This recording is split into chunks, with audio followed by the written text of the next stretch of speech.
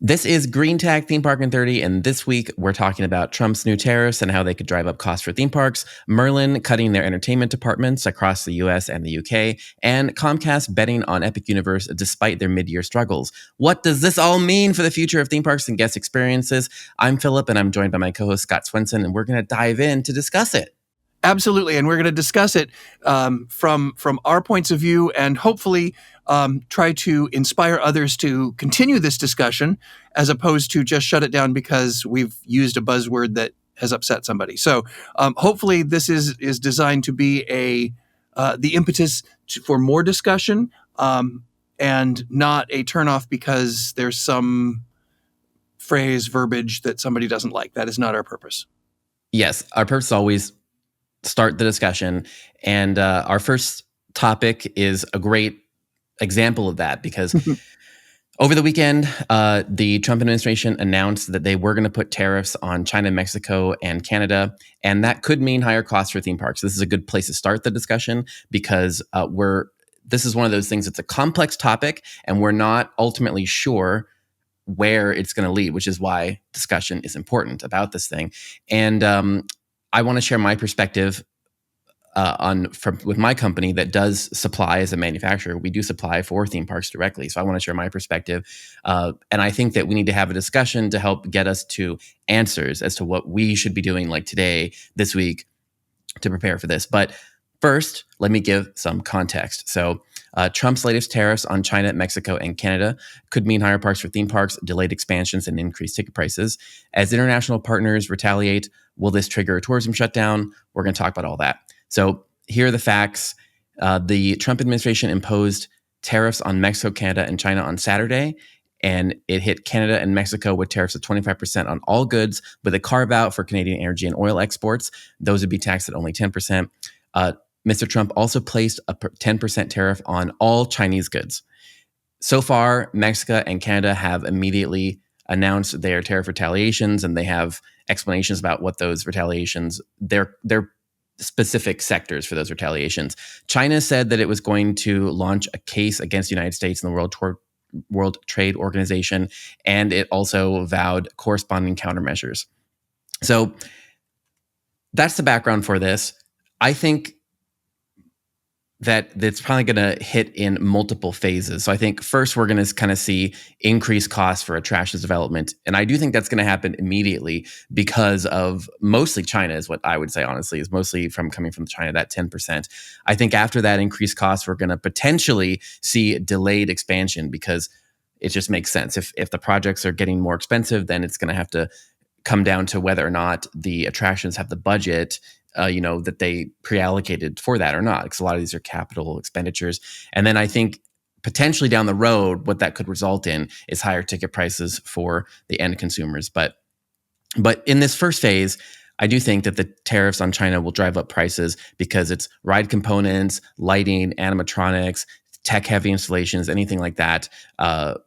Those construction costs will inflate because the materials are going to become more expensive. I think also merchandising, a lot of the merchandising that a lot of the theme parks use are all stuff, honestly, stuff coming from China or China materials in some way. And our personal situation with Gantom is we're already having these staff discussions now. As I mentioned on the previous episode, we're already having these discussions now about what we do with those tariffs. Do we pass it all straightforward? Do we pass the entire thing on to the customer?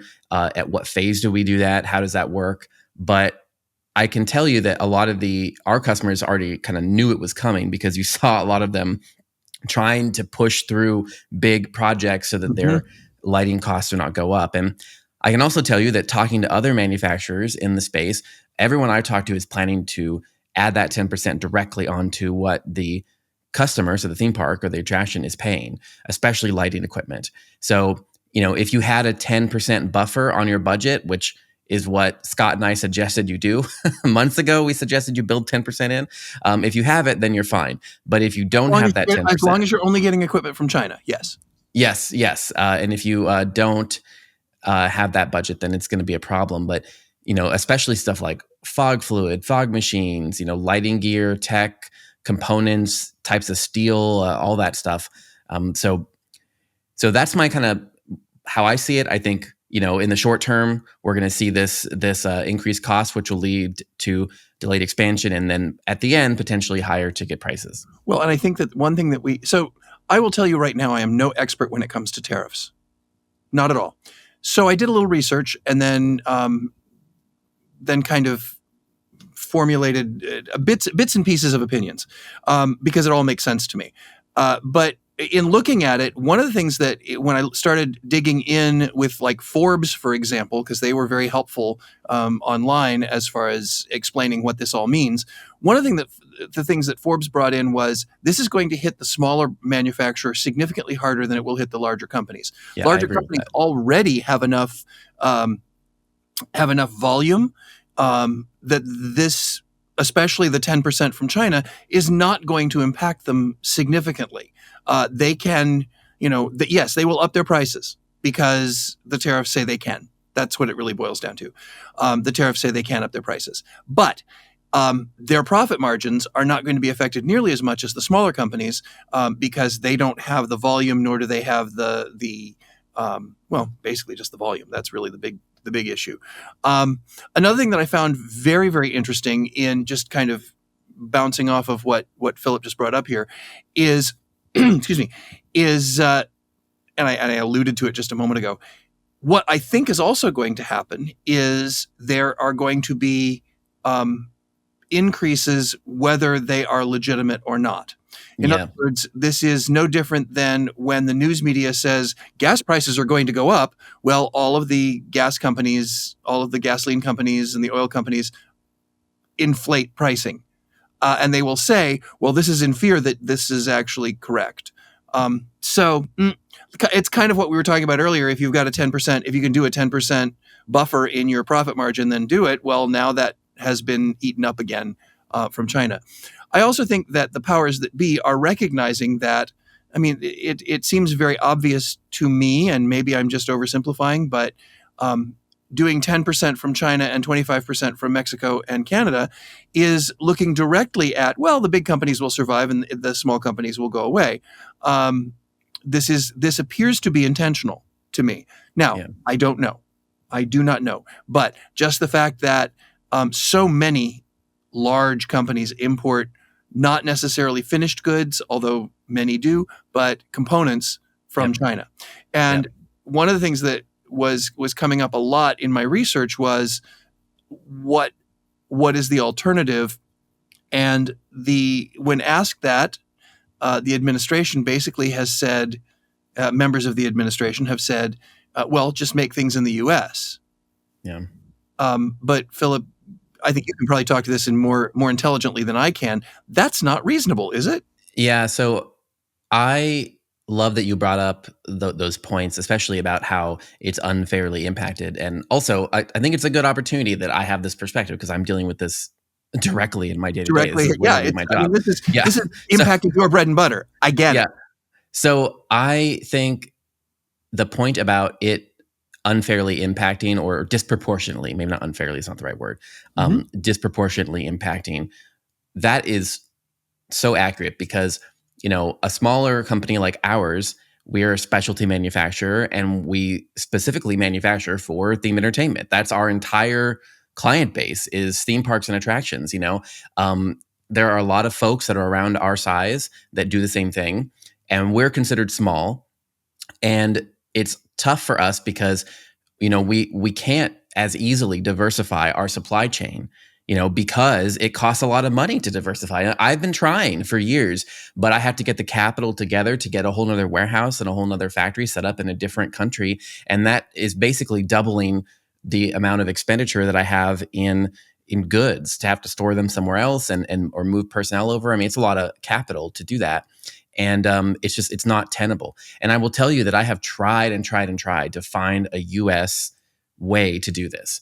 And it's just the costs it's not tenable because the expertise that you need to do what we're doing, it's like the staff it costs too much, and it costs too much to train up staff, or you have to move them over. And it's just it's possible. We have looked into it. It is possible, but it would make the cost maybe double of what it is now for our stuff. And so And that is for one company. Just that's for one. imagine Yep. so we're not getting cheaper eggs, kids. We're getting double prices on pretty much everything, and Yeah. certainly things that are involved. And also it With the takes attraction time. industry. You can't Yeah. just slip on for us, we would need to, I mean, we've been looking for spaces and for talent already, but it would still take time to physically move the process over. So it takes time, and it would roughly double the cost. So for us, it really is a no-brainer. It's like just 10% versus 100%. It's the much better solution is just add 10%, to everything right now. That's the better solution for us. But to your point about smaller and larger companies, larger manufacturers could have supplies in other countries or multiple countries have a more robust supply chain, so they're able to kind of dodge around the tariffs in theory. So really, I think it's going to more hurt the smaller manufacturers or specialty, which I think is why we're talking about this on the show, because the theme park community does rely on a lot of specialty manufacturers for specialty components, and those components definitely are going to see some form of this. And also, I like your point about how people are going to raise the prices anyway, and that's kind of what I'm hearing from the folks that we know in the industry that are in similar positions to ours, is that it seems like everybody, regardless of how big the company is and regardless of whether it actually is 10% more, they're just going to raise their prices. That's what everyone that I'm hearing. What they're hearing is, this is an excuse for us to do a 10% plus price hike. And in fairness, I'm just going to play devil's advocate here, simply because we have said if you can build that into your profit margin. We've already suggested that, but you could anything we're going to say in this show can be taken. Any fact, any data can be used to represent one point or the other. I just want to make sure that we're being aware of the fact that this is a possibility. Another thing that I thought was really interesting, because I actually watched a video of Justin Trudeau when he did his I don't want to say retaliatory, but kind of is, when he announced the tariffs back on the U.S. And the thing that I found most interesting is he seems to understand that the tariffs are going to impact Canadian businesses in a not so positive way, which is why some of the tariffs take place almost immediately, and the rest of them take place later. And his justification was so that Canadian companies can find other supply chains and they can adjust their business model accordingly. So he recognizes that the tariffs that are being put on the U.S. Now are going to negatively impact his own companies. Yep. But he has no choice. Yep. Simply because it's going to impact the economy of North America and potentially South America. Yeah, and this is all interwoven, I believe, because I believe that regardless of exactly to Scott's point about this whole thing, it's going to have all these shockwaves. And I think if you look at the wider picture, that's going to result in higher costs for essential items, gas, food, things like that. I mean, that's kind of what the Trudeau was talking about, which is what it's going to do then is reduce the discretionary income that people have and make it, I think make it so they have less to spend on tourism. I mean, that's way down the road, but that's my working theory. It may be less down the road than we think. Again, one of the biggest things in the research, and again, I did not take the time before this show to get my doctorate in economy. But one of the things that keeps coming up over and over and over again is with these kinds of tariffs and I'm going to even go so far as these back and forth tariffs. I hesitate to call it a tariff war, although that may apply. The biggest concern is what it does basically is, because things cost more across the board, and because the basics of gas and food will end up costing more as well, it actually negatively not only impacts discretionary spending, which is what the attractions industry relies upon, but the overall state of the economy in general, because people stop spending money. We forget that when people stop spending money, it negatively impacts our economy. Yeah. So I think that this lack of this lack of discretionary spending means that your marketing teams better get on the ball, because they're going to have to work much harder for every dollar that's brought into your park. Yes. You may even have to find ways to incentivize people, Yeah. which may mean that and this ties right back to your expansions as well. You may not have the boon years that you're anticipating here, because people just are afraid to will be afraid to spend money, because Yeah. they go to the grocery store, they go to the liquor store, they go to the gas stations, they go to their energy bills, their electric bills are going up by 25% if the tariffs are just passed right on through. And that means that they are going to be significantly less likely to say, "Look at all this money we have. Let's invest in our annual pass again, or let's go on vacation." No, those things are going to get put to the side for a while. So No, that's an excellent point. I think, and that's actually, I'm not sure we're going to get to this. We might need to, or this story might need to do for our unhinged listeners. But that's something that Comcast actually talked about on their earnings call. let's Was hold the that. Let's hold Yeah, that for yeah, unhinged, because I yeah, definitely want to get to yeah. some of the other stories that we've already kicked off So and teased. yeah, so what I want to add to that is, I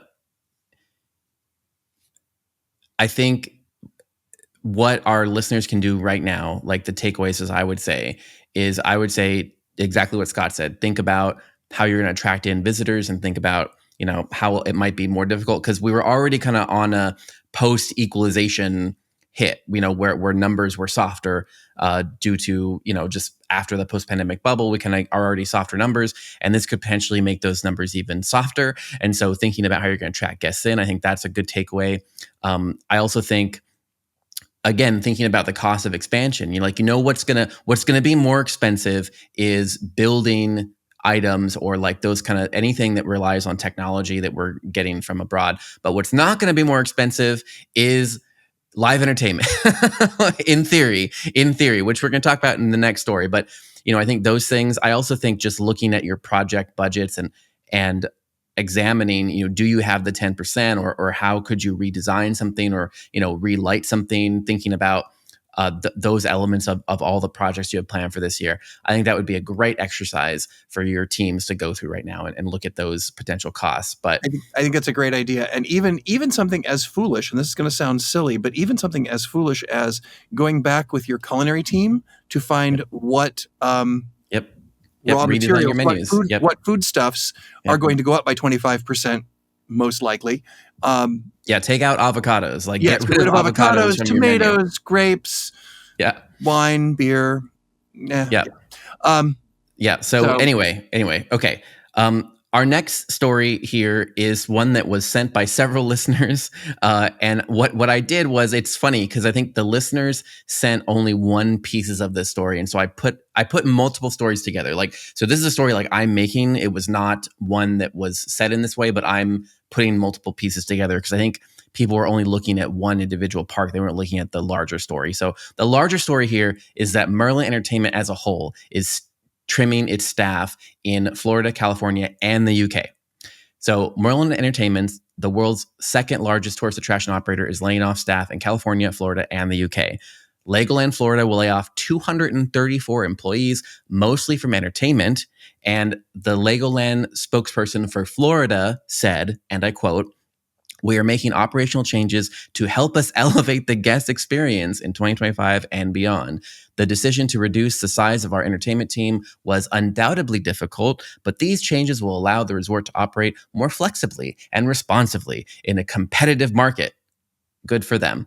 Legoland California is also reducing its entertainment team by an undisclosed number, although the theme park did confirm to local media outlets that it will be fewer than 100 employees, but that's still a lot because it's a smaller park. Meanwhile, in the UK, Merlin, which operates Legoland, Madame Tussauds, Sea Life, and Warwick Castle, intends to merge all of its attractions into one united business, leading to staff reductions in marketing, finance, human resources, and, of course, entertainment. So consolidation is one thing. In the UK, it seems like consolidation is one thing, but all these properties going without live entertainment doesn't seem likely because they're all family institutions. They kind of rely on live entertainment, I would think, to kind of give them a little bit of differentiation. So that has led to a lot of folks assuming that somebody is going to take on that entertainment. And a lot of people are suggesting RWS because RWS has worked with Legoland properties before for the holiday seasons. They even put out like a big press release last year about how they worked with them across the board. So that part we don't know. So like the first parts about all the layoffs is all confirmed, and it's just no one had put those stories together. But on the other end, like what are like professionals in our industry is kind of like talking about is, are they gonna do live entertainment at all, or how is this gonna work? And since they are still claiming to be doing live entertainment, but they don't have entertainment staff, then the only solution would be to hire it out. And everyone's like assuming that that's gonna go to RWS, but it has not been confirmed, that part. RWS has not said anything. Legoland has not said anything about how they're doing it. None of that has been confirmed. So I think my first thing is like, this kind of seems a little bit like the Six Flags model in a way, where they're kind of like consolidating to lead to more efficient operations. You know, but is it really going to be, I guess, experience enhancement, as they say, or what? And then, of course, the risk of losing in-house creative, that's especially what I want to talk to Scott about, because Scott has worked intimately in this. But, the first thing when I read this is I was like, oh, what they're really saying is they no longer have the talent to manage talent, because it's not easy to manage talent. And you need talent to manage talent, right? But if they just have lost the capacity to do that, then it would make sense to hire out. But in my view, that's actually more expensive, is to hire somebody else to do it rather than do it in-house. But if you can't manage your talent internally, then maybe that's your only choice. I don't know, Scott. What do you think? So I have to be very careful in what I say in regards to this particular situation. That's why I was doing so much talking. I appreciate that. Simply because I knew this story was going to be a story long before it became a story. Yep. Simply because of who I've worked with, who I'm connected to in the industry, and who contacted me saying that they and their entire teams had been let go. When it comes to they didn't have the internal talent, I don't believe that for a minute. Okay. I think this is a decision. And I could be wrong too. I don't have any further information from internal sources than that. And well, I do, but I can't talk about it. But that said, to me, this appears to be something that looks really good on paper. We are going to, and the reason I say that is because I've seen this happen in theme parks in many other areas, and it's a pendulum that swings back and forth. It goes from, gosh, if we got rid of all of our internal people for this area, whether that is entertainment or culinary or merchandise or marketing or whatever, and hired a complete outside company, then it would be significantly cheaper on paper. They don't look at, what do they lose as far as building their own team, as far as being true and cohesive in their own branding, et cetera, et cetera, et cetera. Then after that's gone on for several years, it swings back. It's like, why are we paying so much to have an outside company manage all this when we could spend significantly less and bring them back in-house? This is the way theme parks have always worked. You mentioned RWS. I have heard nothing about that, absolutely nothing. But I will say it does make sense, because it has to, if they're going to make it so that it is indeed a company that takes on this global contract, then it would have to be a company the size of RWS, whether it is RWS or not. The other side of it is they may also find it is significantly more cost effective to have a corporate brand team for their entertainment, and then do smaller companies in each of the parks, so that they can be a little bit more nimble and adapt more quickly, and be able to take what the corporate brand book, and Lego has a huge one, take the corporate brand book and disseminate that to smaller companies that are able to work quickly and elegantly within their own market. So I don't know. It could go any way.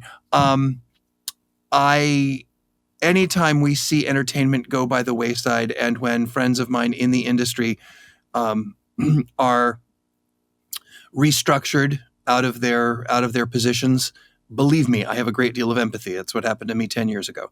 I get it. I will also say that it is, it to me, it kind of screams as a, gosh, this looks really good, let's do it. Yeah. And the pendulum will swing back. It has every other park I've ever seen, every other park I've ever worked in. And it keeps going back and forth because, that institutional knowledge kind of goes away in this environment. So they don't remember what the challenges, whichever way it's swinging, they don't remember what the challenges were before because nobody's still around to have those insights. So, I think this will be a long pendulum swing. It's not going to be something, I'm not saying, oh yeah, this will change next year. Nope, not going to do it. My guess is 5 to 10 years. And then it may swing back depending. But then again, that all depends on what happens with the global economy. That all depends on what happens with their profit margins. And of course, the parent company, Lego. Well, I guess I have many follow-up questions. Like, do you think that they're going to keep the entertainment, or are they cutting that back? I mean, and this is purely conjecture, but I think you'll see a short pullback. Yeah. And just to regroup and get whoever or whatever entity is going to come in and take over to get their feet on the ground. And then from a consumer standpoint, I think what you're going to see is less new and less diverse offerings, but I don't think the amount of live entertainment will be impacted long term. Short term, yes. Long term, I'm guessing not. But again, that is pure conjecture. Yeah. Well, and I think, again, on paper, just like you said, on paper, that looks like it would be something that, like investors would, it's like on paper, it's like something that people that don't know anything about operations would think is a good idea because you're like, oh, well, we'll make a global entertainment team and they can run California and they can run Florida and they can run the UK and they can do like a cookie cutter, guidebook, and then they can give it to someone and that person can hire and train all the actors and in each local area and whatever, but we'll do one script for every park. And that doesn't work. Yeah, it doesn't work, but it looks good on paper. It looks great on paper. It's funny because a lot of people forget that I have, 20 plus years of experience as boots on the ground operationally in a theme park, with entertainment. They forget the fact, they think of me now as the creative guy who comes up with stories and such. But part of the reason I'm able to do that is because I have that boots on the ground, day in, day out, operational experience in working with a specific theme park, and then even after that, with SeaWorld Abu Dhabi and WWE, the WWE experience, those were completely operational. Those had zero creative in them at all. They were completely operational gigs. So I have a very strong working knowledge of how entertainment operations works within theme parks, and that's why I can say with a great deal of confidence, this is a pendulum that will swing, but I think it's going to swing slowly simply because it's such a large company. Merlin, why do you think, well, it's slowly too, but why do you think it's happening now? I mean, do you think that this is like a post-pandemic cost correction move, or potentially preparing for economic downturn like we just talked about, or is it like a response maybe to Disney and Universal and their heavy expansions in literally all the same markets that are mentioned here? Like, are they playing defense or they're trying to control cost? Why now? It could be any of those things. I would, again, let me put on my mind reader hat here. I would prognosticate that did I even use that word correctly? Anyway, I would imagine that it is to make certain that globally they are being lean and mean so that they can compete in all the markets. Yes. Yeah. I think it is more based on what the competition has already announced and is expanding into than a preemptive strike against an economic downturn. But again, that's a guess. That is a guess. But you know what else I guess? I guess we're out of time. We are out of time. We are out of time. We're not going to get to Comcast, so we're going to have to talk about it on our Unhinged Patreon show. But wait, Philip, how can people listen to our Unhinged Patreon show? Well, that's a great question. I'm glad you asked. Anyone listening that wants to be part of this, they can go to Patreon and search for Green Tagged, or just go to Patreon/Green Tagged and you find us there, our show. And if you subscribe, you get access to a bonus episode every week. That's twice the content. Twice. Wow, that almost sounded like a commercial. Wow. Anyway, for those of you who are listening and won't be joining us for Unhinged, thank you. I'm glad you spent some time with us this week. We really do appreciate it. Those of you who are going to join us for Unhinged, we'll continue to move forward. And as you know, we will get louder and significantly less politically correct in that show. But on behalf of Philip and myself, Scott Swenson, this is Green Tagged Theme Park in 30, and we will see you once again next week. Bye.